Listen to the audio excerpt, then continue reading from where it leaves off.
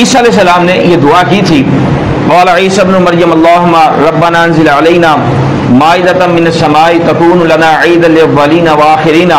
سورہ مائدہ نمبر 114 میں یہ دعا لکھی ہے۔ عیسیٰ علیہ السلام نے باغ الہی میں دعا فرمائی، اے ہمارے پروردگار ہم پر آسمان سے دسترخواں اتار کہ وہ دن ہمارے اگلوں اور پچھلوں کے لیے عید کا دن بن جائے۔